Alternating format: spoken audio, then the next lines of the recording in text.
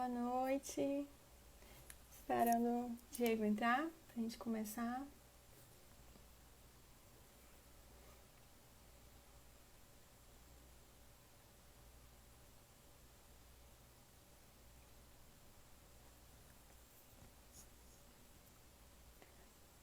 Tá dando de me ouvir? O áudio tá bom?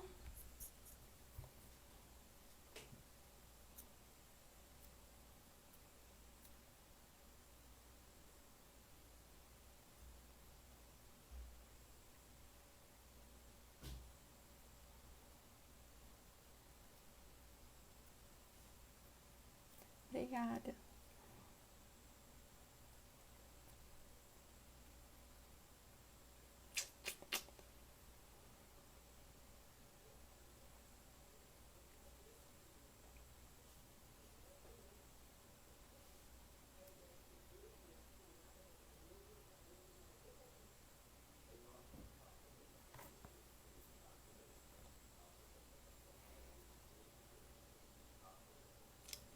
Cadê o Diego?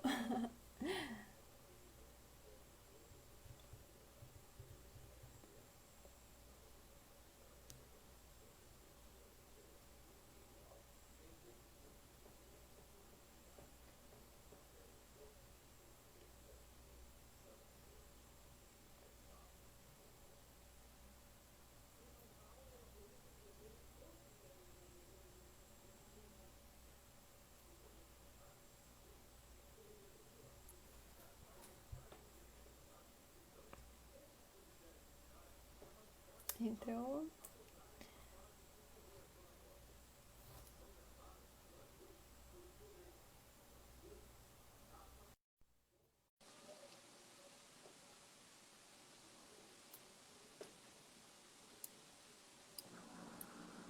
Boa noite. Boa noite, doutora Paula. Boa noite, tudo bem? Tudo bem, tudo jóia? Você tá bem? Ótima. Que bom. Vamos dar início, então, à nossa live. Começar com as apresentações, né? Meu nome é Paula Dini, eu sou advogada, sou membro da Comissão de Defesa do Consumidor da OAB Acre. A gente vai fazer uma live hoje sobre o tema da atuação fiscalizatória dos órgãos de proteção à defesa do consumidor, né? Mais especificamente PROCON. Estamos com o Diego, diretor do PROCON. Se apresente, dá uma boa noite aí para o pessoal. Obrigado, boa noite a todos. Agradecer, boa noite, Paula. Boa noite, doutora Andréia Nogueira, nossa presidente da Comissão de Defesa do Consumidor. Boa noite a todos que nos assistem. Quero agradecer pela oportunidade de poder falar um pouco das nossas ações, desse período que estamos vivendo, que tem sido desafiador. E acho que será uma boa oportunidade de batermos um bom papo aqui. Começar, né, apresentando o órgão, o PROCON, suas atribuições, suas características, né? O senhor pode começar. Então, o PROCON é o órgão estadual de defesa do consumidor. Os órgãos de defesa do consumidor, eles são previstos pela Constituição, né? Nós temos aí, desde 1990 a lei que criou o Código de Defesa do Consumidor, e desde então vem sendo um órgão bastante atuante no país. Os órgãos de defesa do consumidor têm se estabelecido nos âmbitos municipais também. No Estado, nós tivemos o surgimento do PROCON como diretoria no ano de 1999. Até então, até o ano de 2019, era uma diretoria, estava ligada a uma outra estrutura de secretaria de governo. E somente em 2019, o governador Gladys Cameli teve esse reconhecimento, dando a importância da atuação do órgão, a sua importância social perante o serviço prestado, autarquizou o PROCON, e o PROCON hoje é uma autarquia desde 2019, e nós temos atuação hoje em todo o Estado. Estamos dando os primeiros passos de uma autarquia, mas são passos já bem consolidados pela ação do tempo de muitos profissionais que vêm defendendo os consumidores nesses anos. É muito importante, né, essa defesa do consumidor. A própria Constituição, ela reconhece essa vulnerabilidade, né, essa necessidade do equilíbrio das relações de consumo. O próprio artigo 5º, no inciso 32, fala que o Estado promoverá a defesa do consumidor, né?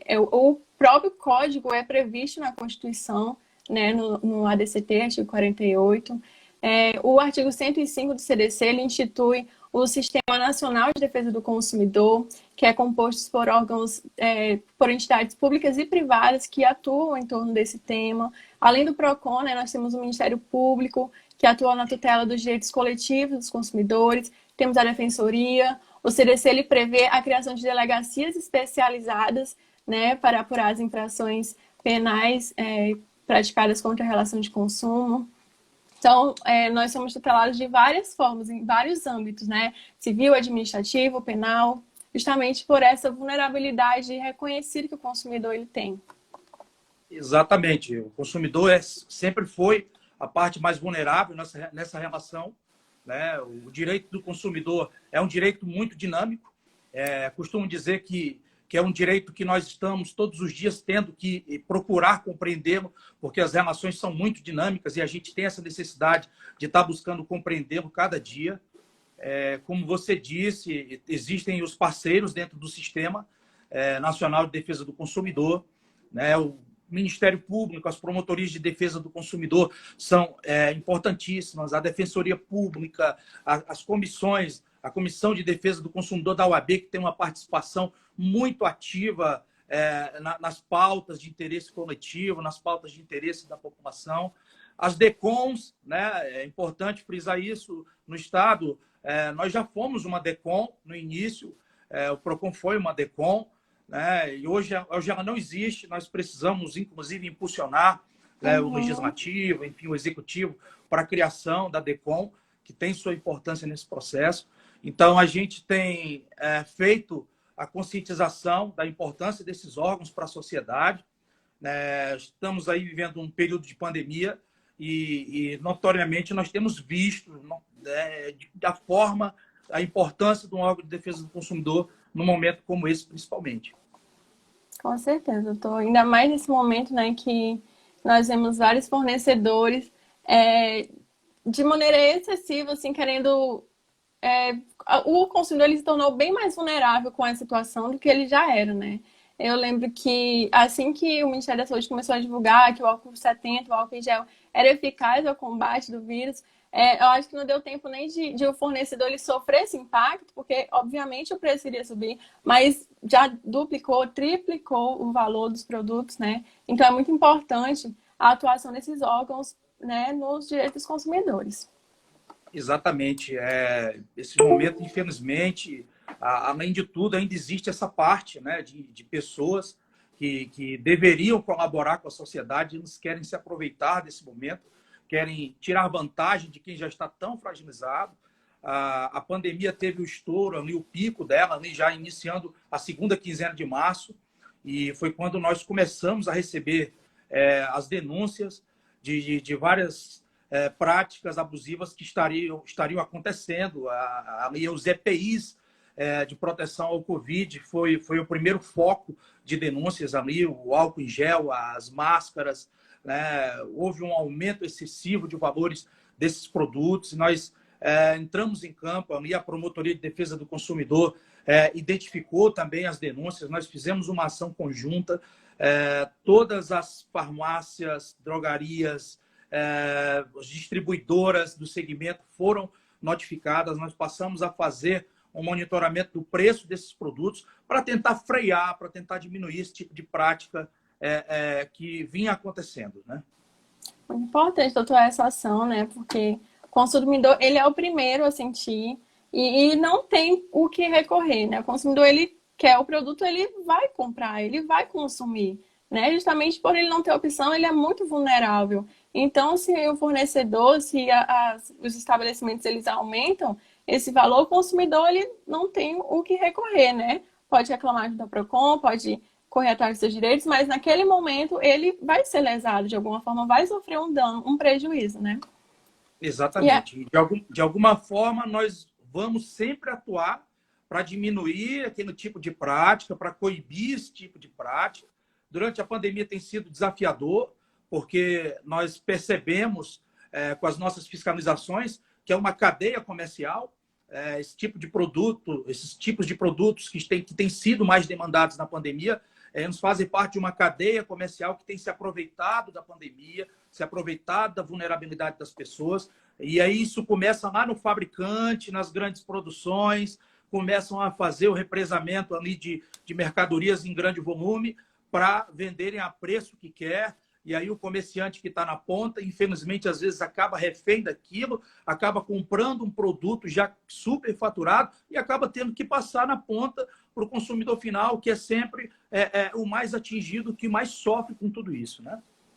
Eu não sei se o senhor viu recentemente, o Ministério da Justiça, ele determinou que a fabricante do sabão Tique Sem P, ele retirasse do mercado os produtos porque a propaganda, ele dava a entender que o sabão era eficaz a matar o vírus, né? Matava o vírus.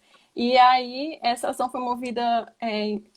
a Unilever moveu essa ação, que é, no caso, a fabricante da Omo, justamente pela concorrência desleal, né? Que, obviamente, o consumidor ele ia ser levado e induzido a comprar essa marca pela falta de conhecimento, né? Ele ia ver. E na propaganda ficava muito explícito que ele era eficaz a matar o vírus, né? Matava o vírus. Então, obviamente, todos iam consumir essa marca. E o Ministério da Justiça determinou a suspensão da comercialização desse produto. Sim, foi um procedimento instaurado pela Senacom, né? E no dia de ontem a Senacom emitiu um parecer, uma nota técnica, uma decisão para que seja retirado do mercado, das prateleiras dos supermercados, esse produto que vem fazendo aí a alusão, uma propaganda enganosa, na verdade, né? De que aquele produto ele combate o coronavírus, é mais eficaz e é natural que, num momento como esse, todo tipo de propaganda dessa natureza, infelizmente, o consumidor tende a ter uma maior credibilidade, né? E, então, foi uma ação importante da Senacom, nesse caso citado por você. Com certeza, doutor. Vamos passar ao nosso tópico. E o consumidor, né, explica para a gente como é que ele pode realizar essa denúncia quando ele se encontrar numa situação onde ele tem os seus direitos lesados, como ele pode recorrer, né, para garantir seus direitos. Então, em tempos normais, o PROCON ele funciona o seu atendimento na OCA. Nós temos os nossos atendentes que fazem o trabalho na OCA de recepcionar as demandas, as reclamações dos consumidores, que são aquelas reclamações de natureza corriqueira, de um problema de uma relação de compra comercial, né? E esse serviço não foi suspenso naturalmente durante a pandemia por conta do contato, dos critérios adotados pelo decreto estadual. E nós tivemos aí que nos adaptar a esse momento, tivemos que achar um formato que pudesse, de alguma forma, minimizar os danos ao consumidor. Então, nós estamos divulgando uma plataforma que todos conhecem, que é o consumidor.gov. É uma ferramenta fantástica do Ministério da Justiça. A Senacom tem atualizado, tem feito um trabalho constante de aperfeiçoamento do consumidor.gov. Então, a gente tem estimulado as pessoas a se cadastrarem, a acessarem a plataforma, verificarem ali se existe na plataforma a empresa pretendida da reclamação, né? E tem funcionado, os índices de resolução do consumidor.gov são excelentes, cerca de 80% das demandas do consumidor.gov são solucionadas, então tem sido um formato que nós temos encontrado para minimizar, né? Isso não nos deixou de recepcionar as reclamações também durante esse período com os nossos atendentes. Nós temos feito uma escala reduzida para recepcionar as reclamações pertinentes a situações que envolvem o Covid-19, da relação de consumo, da relação comercial que envolve o Covid-19. E aí a gente tem divulgado os nossos canais, que começa aí pelo 151, que é um disque denúncia, né, que a gente tem recebido ali as denúncias de possíveis práticas abusivas.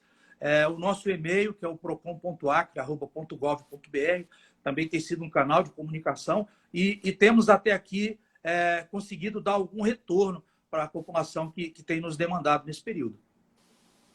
É importante ressaltar, doutor, que mesmo que tem acordo extrajudicial, né, junto ao PROCON, entre o fornecedor e o consumidor, a penalidade imposta pelo PROCON ela não é afastada, né? Justamente pelo caráter punitivo e pedagógico da sanção administrativa que é imposta pelo PROCON, né?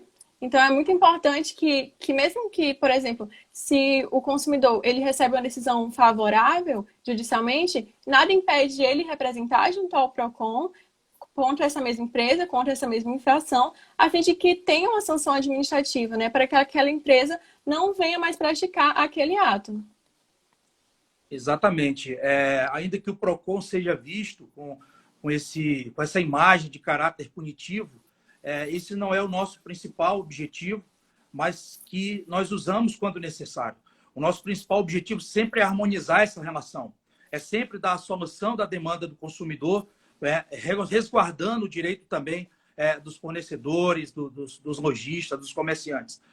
O nosso atendimento ele inicia pelo atendimento preliminar, onde fisicamente ali o nosso atendente tenta solucionar a demanda do consumidor através de um contato telefônico. Então, esse é um procedimento padrão, nós tentamos sempre solucionar a demanda ali preliminarmente. Quando não, aí sim vem os demais passos do rito administrativo, que vem a instauração da CIP, que é a notificação das empresas no prazo para que elas se manifestem a respeito da demanda do consumidor, né?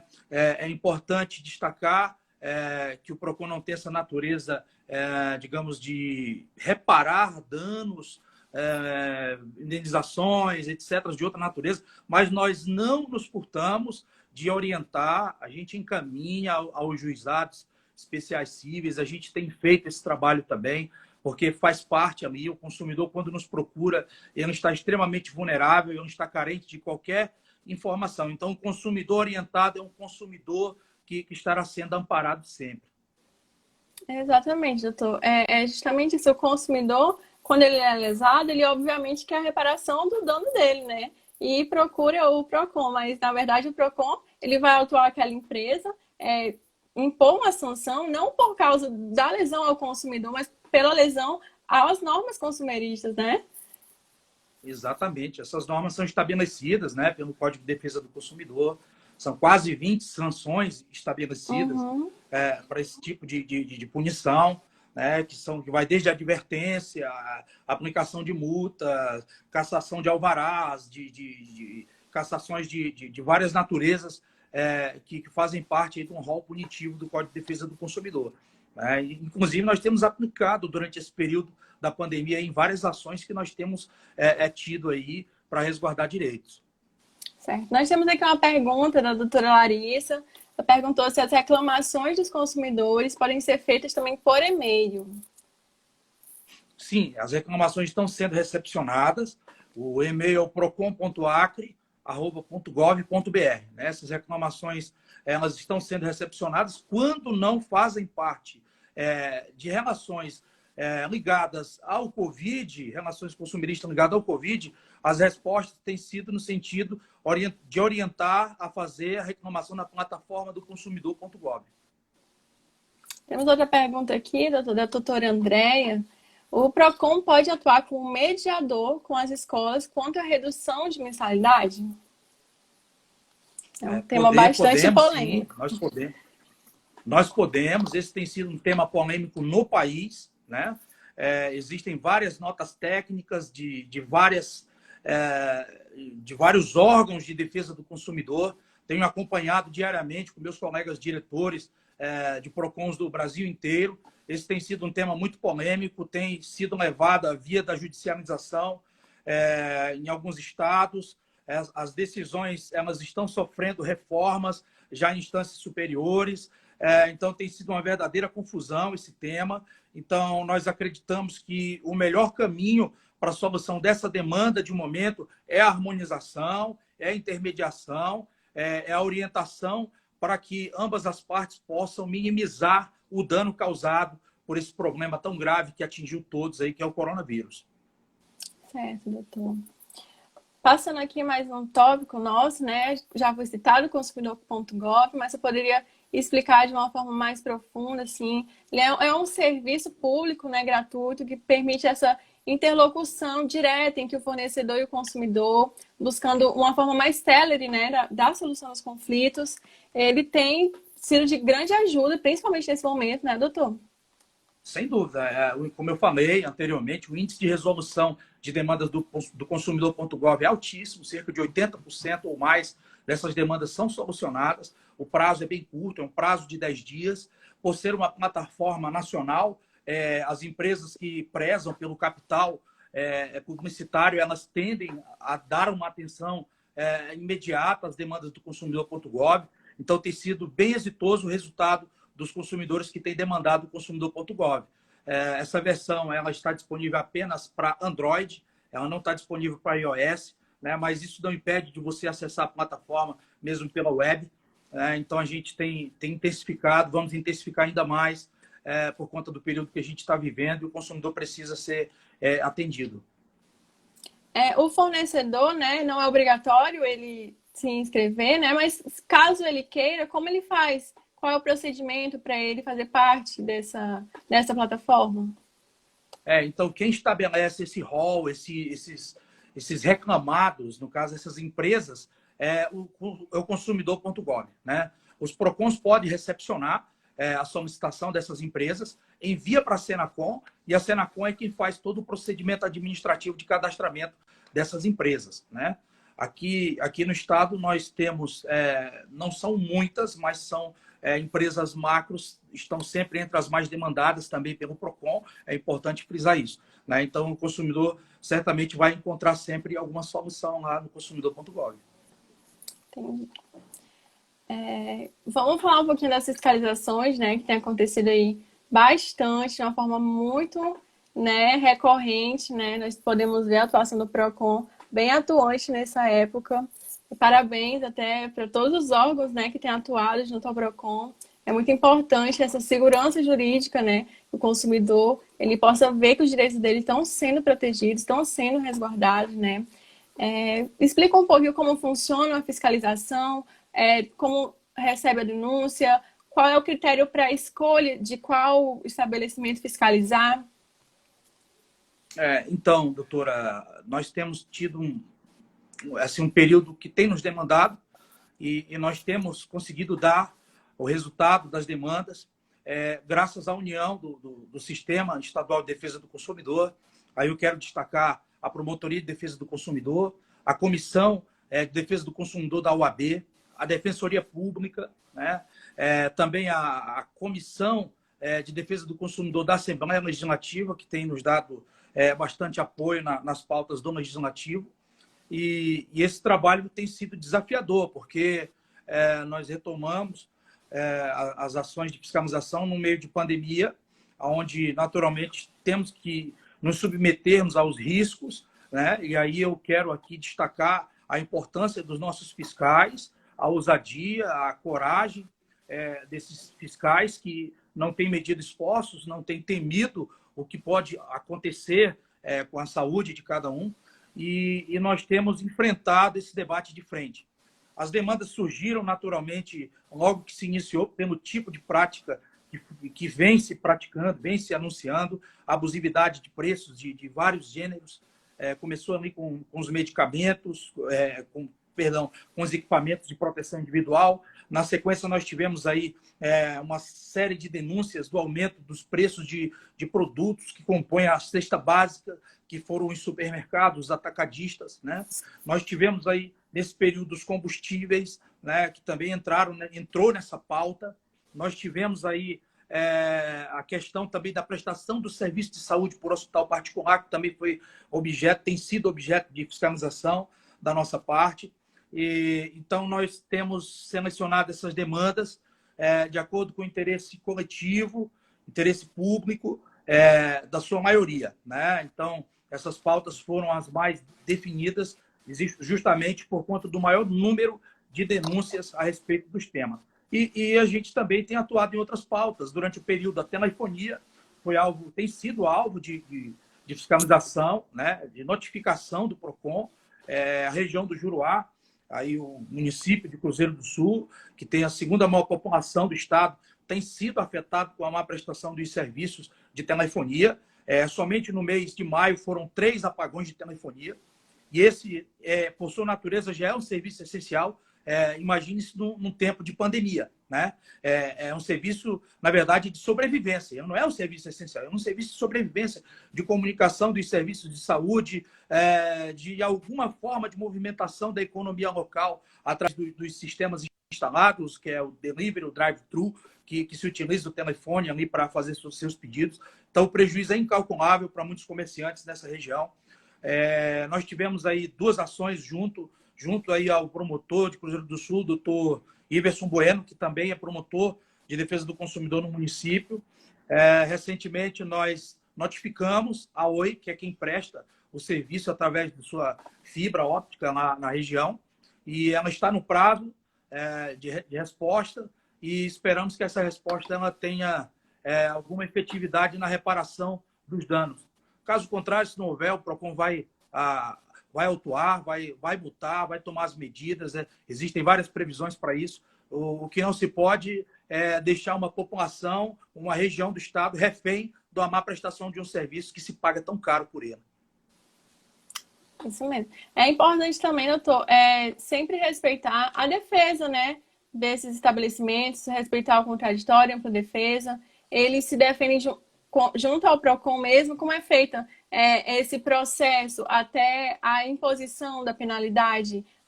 O PROCON ele dá um prazo para a empresa sanar aquele vício?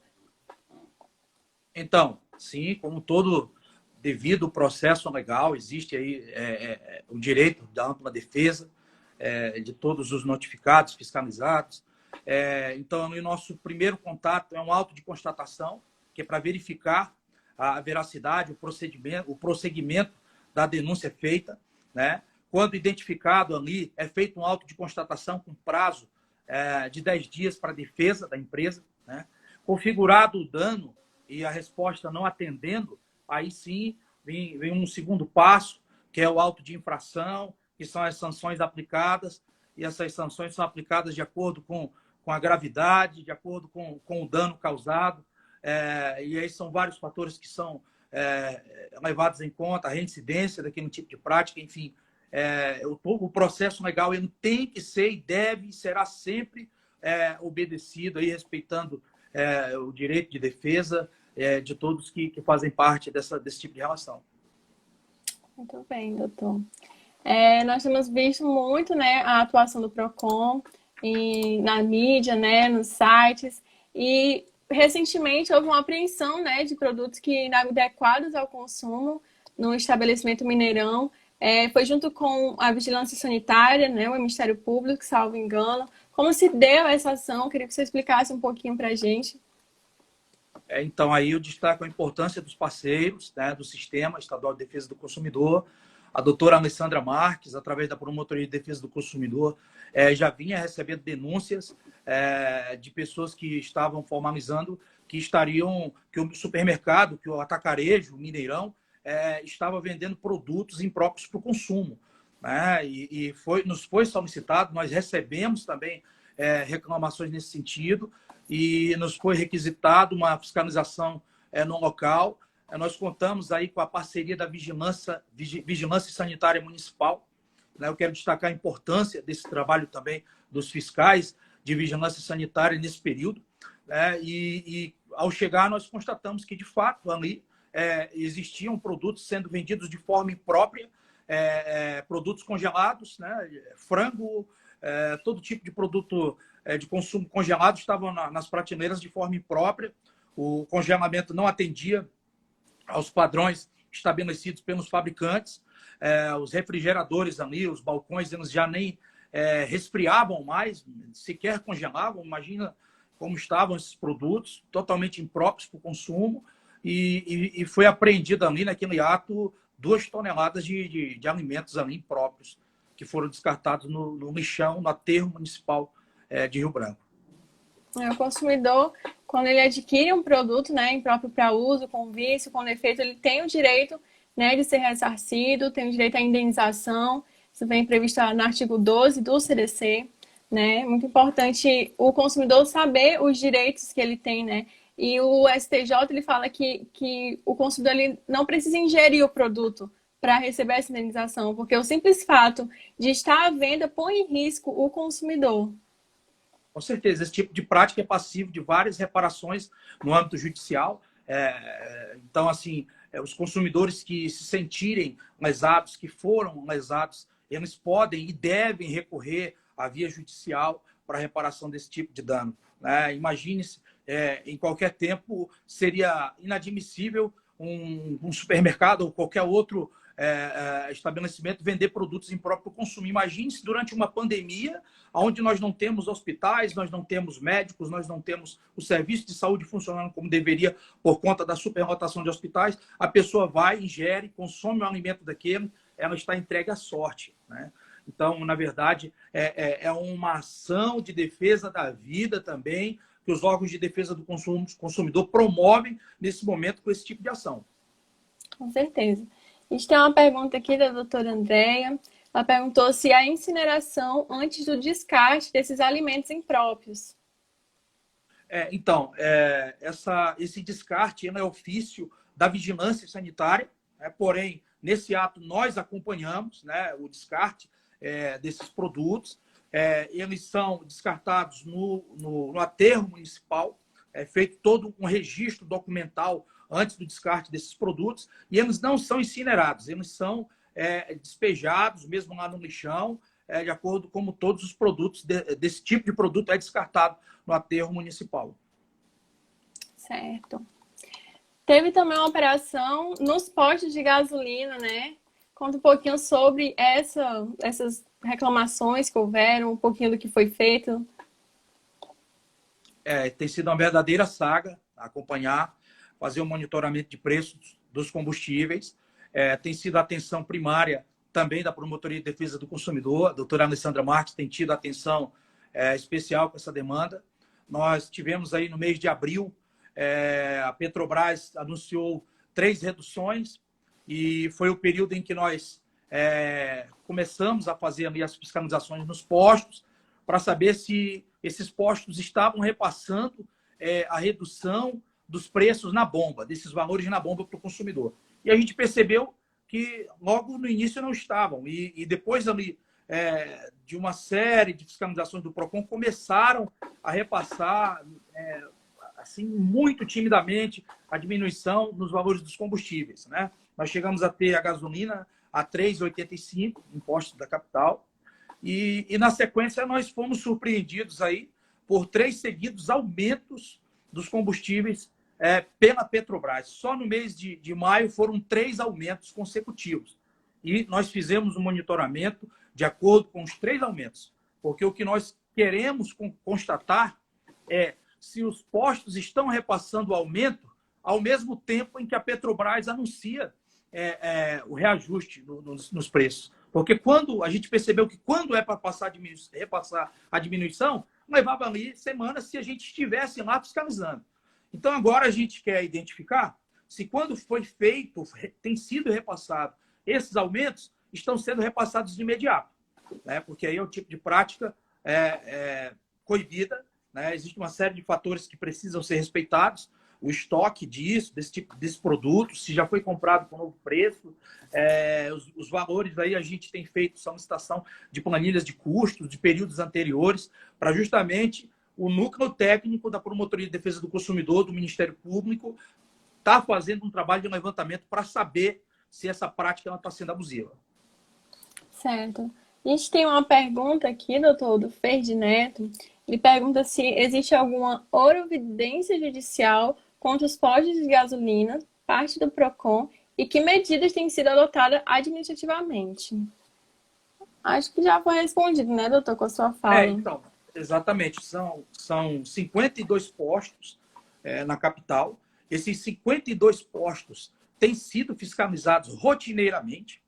A cada reajuste da Petrobras, os nossos fiscais estão lá verificando, pedindo novamente notas fiscais do período que antecedeu, para saber se aquele estoque já pertence a uma nova compra e o porquê do aumento. Então, assim, é um trabalho minucioso, técnico, que tem que ser respeitado também o direito de defesa desses proprietários, desses postos, desse tipo de estabelecimento. Então, nós não podemos fazer nenhum pré-julgamento desse tipo de situação antes de qualquer parecer técnico. Certo, doutor. Vamos lá, seguindo. Nosso roteirinho está acabando, né? Faltou falar sobre as fiscalizações, né? Foi falado no início sobre as vendas de álcool gel, né? Dos equipamentos de proteção, que eu acho que foi o que mais obteve reclamação, né? Junto aos órgãos de proteção ao Exatamente. consumidor. O álcool em gel, nós tivemos uma situação inusitada, que foi uma denúncia recebida pela Promotoria de Defesa do Consumidor, de que uma empresa estaria fabricando supostamente álcool em gel adulterado em Rio Branco, né? E nós fomos solicitados, e aí, juntamente com a Vigilância Sanitária Estadual, que também tem feito um trabalho muito ativo, nós fomos ao local e fizemos a apreensão do produto, álcool em gel, para que seja periciado aí pela Polícia Técnica aí da Polícia Civil, né? O produto ainda está aguardando o parecer da análise técnica, mas é importante destacar que o mesmo produto foi apreendido pela Vigilância Municipal do município de Sena Madureira, juntamente com o promotor de Sena Madureira. Esse produto foi periciado e esse produto já tem laudo, e o laudo apresenta impropriedade desse produto. Esse produto não pode ser consumido por humanos, né? Então, já existe aí uma situação relacionada à apreensão do álcool que foi feito em Sena Madureira, e é o mesmo álcool que nós fizemos ali a apreensão também. Nós estamos aguardando e logo mais a gente deve ter novidade a respeito desse caso. Infelizmente, né, tem alguns fornecedores que eles se aproveitam nesse momento tão delicado, né, que a gente está enfrentando, consumidor super vulnerável, né, mais do que já era. É por isso a importância da atuação dos órgãos de proteção à defesa do consumidor, né. Parabenizo o PROCON, que é um órgão que ele abrange assim inúmeros direitos, né. O próprio STJ, ele fala que mesmo o PROCON não detendo jurisdição, ele é competente para interpretar cláusulas contratuais, né, as cláusulas abusivas. Então, é um órgão muito importante na defesa do consumidor. Com certeza, doutora. A gente tem se esforçado, nós temos acompanhado o esforço de todos, né, os esforços de todos. A doutora Andréia, junto com a comissão, tem sido muito atuante, tem participado dos temas, tem alertado para demandas da sociedade. Esse trabalho não seria possível se não fosse essa parceria. A Defensoria Pública também tem sido muito sensível, tem um núcleo estabelecido dentro da Defensoria Pública de defensores que atuam nessas causas de minorias, de direitos, de difusos, de direitos do consumidor. Tem sido bastante atuante, né, através da doutora Juliana Calbianco, o doutor Celso. Né? Como aí eu não posso deixar de falar da promotoria também, da defesa do consumidor, a doutora Alessandra Marques, né, que tem todo um know-how nacionalmente, conhecida como grande defensora da causa dos direitos dos consumidores. E nós temos tido o prazer, a satisfação de ter o apoio de todos nesse momento. A gente agradece e vamos continuar atuando, se Deus quiser, com o apoio de vocês. Com certeza. A gente tem uma pergunta aqui do Rian. Ele pergunta se a maior dor de cabeça foi em relação aos comércios ou aos fornecedores. Acho que ele quis dizer aos distribuidores, né? As distribuidoras.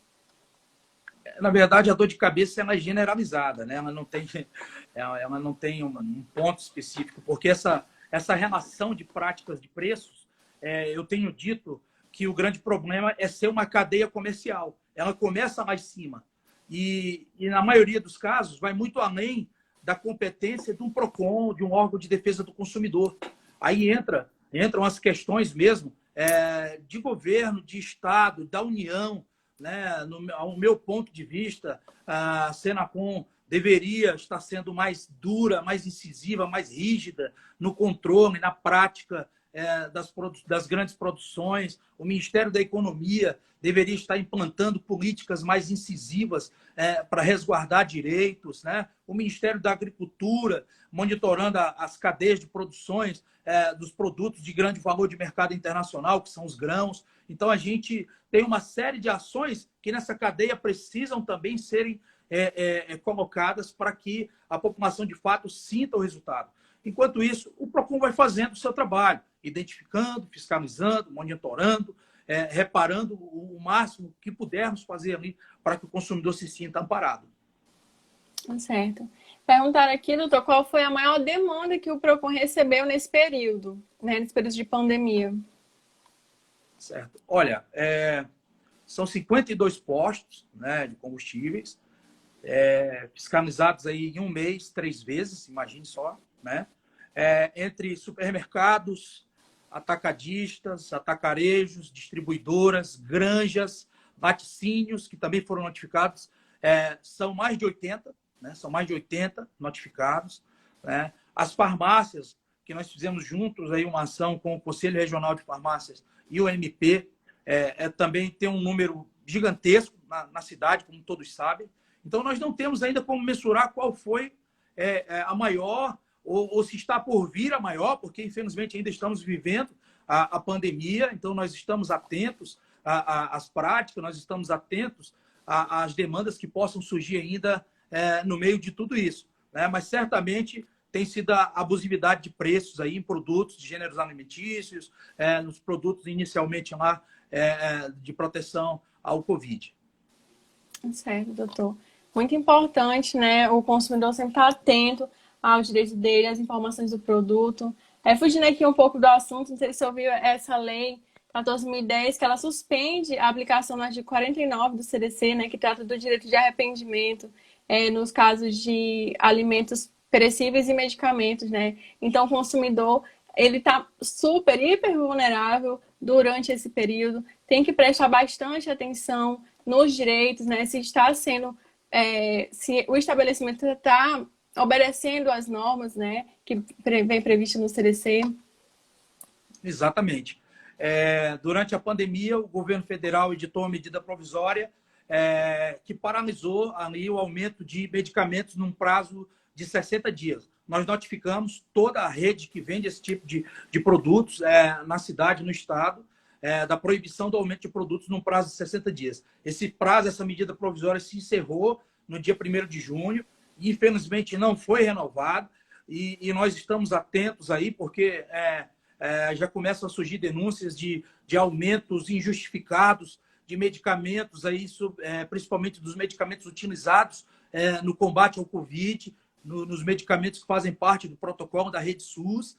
Então, nós estamos atentos a essa demanda. Eu acho que é uma demanda que nós vamos ter logo mais, que dá uma resposta à população, porque imagine-se que as pessoas mais vulneráveis, que estão no estado de maior vulnerabilidade, elas não têm condição de ter o mínimo. Imagine-se nem um alimento em casa. Imagine-se pagar 200, 300 reais num medicamento que outro dia custava 40 reais, né? Então, a gente deve ter uma atenção para esse tipo de prática também nos próximos dias. Certo, doutor. Foi feita uma pergunta, como é realizada a análise de preço abusivo e o que é analisado, né? Certo. Então, quando nós notificamos uma empresa para que ela justifique os seus preços, nós solicitamos ali as notas fiscais de pelo menos 3 meses que antecedeu o preço praticado naquela data em que nós estamos fiscalizando, né? Então, juntamente das notas fiscais desses produtos comprados do fornecedor, nós solicitamos ali também as planilhas de custo dessas empresas. Elas têm que justificar qual é o custeio que ela tem com a sua empresa, com a venda daquele produto. E essa análise é feita por um núcleo técnico, que nós temos o apoio do Ministério Público, que se chama NAT, um núcleo técnico que faz esse trabalho de levantamento de dados e informações. E aí verifica-se ali se existe abusividade no aumento desses preços. Se o preço não for justificado, já está ali claramente justificada a abusividade. Certo, doutor. Temos mais uma pergunta aqui. A Larissa perguntou se nas fiscalizações realizadas pelo Procon ocorreram muitas aplicações de multas ou tiveram mais os autos de constatação. Então, mais auto de constatação, né, muitas delas, a maioria foram fiscalizadas a primeira vez pela prática. Em alguns casos não se confirmaram as denúncias, em muitos casos não se confirmaram as denúncias. Mesmo assim, foram notificadas a apresentarem no auto de constatação resposta, a apresentarem documentações, produtos que já não tinham mais na prateleira no ato no ato da fiscalização. Então, assim, os autos de constatação têm sido em maior número, né? Mas os autos de infração também têm sido aplicados aí quando encontradas abusividades. Certo. Acho que era isso, né? Esclareceu muito, acho que as dúvidas de todos, explicou sobre como funciona, sobre como tem ocorrido as fiscalizações. Eu acho que em nome de todos, né, da comissão, quero parabenizar o PROCON, os órgãos que vêm atuando, né, durante essa pandemia, durante esse momento tão difícil que nós estamos vivendo, né? Nós precisamos dessa segurança, de que ver nossos direitos sendo protegidos, sendo resguardados. O que nós temos visto muito, o PROCON é extremamente atuante, está fazendo um trabalho de excelência. Parabéns a toda a equipe. Obrigado, doutora Paula, obrigado, doutora Andréia, presidente da comissão. Minha gratidão aqui eu estendo a todos os servidores do PROCON, os fiscais, os nossos atendentes que têm se revezado diariamente atender o Disque Denúncia, o nosso setor de reclamação que faz diariamente a captação das reclamações que chegam através do e-mail para que a gente possa ter respostas. E esse trabalho é gratificante porque nós sabemos a importância de defender um direito de pessoas vulneráveis nesse momento. E isso não seria possível se não fosse com o apoio da Rede Estadual de Defesa do Consumidor. Volto a agradecer a vocês, volto a agradecer a Defensoria Pública do Estado, a Promotoria de Defesa do Consumidor, que tem sido o nosso braço também nesse momento de fiscalização. A gente estará sempre à disposição, sempre que precisarem. Nós só teremos êxito se caminharmos de mãos dadas. Verdade. Obrigada. Nós também estamos à disposição, né? A comissão. Parabéns pelo trabalho. Obrigada por aceitar o convite, né? Estamos aqui, qualquer coisa. Muito obrigada. Boa noite a todos. Boa noite. Tchau.